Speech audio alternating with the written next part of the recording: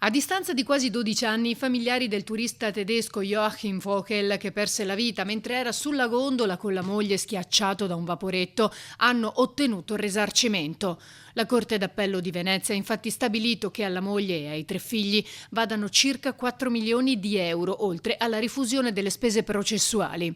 In primo grado il risarcimento chiesto al gondoliere era stato negato, ma negli step successivi si è stabilito che il gondoliere non avrebbe prestato la dovuta attenzione alle condizioni del traffico in quel tratto di Canal Grande e che dopo essersi reso conto della situazione di pericolo aveva sbagliato manovra. La responsabilità principale però viene addebitata ad ACTV, che dovrà farsi carico del 55% del risarcimento complessivo. Andranno comunque detratte le somme già versate finora ai familiari della vittima dalle compagnie assicurative, quindi da versare resteranno poco meno di 2 milioni di euro. La sentenza però potrà ancora essere impugnata per Cassazione.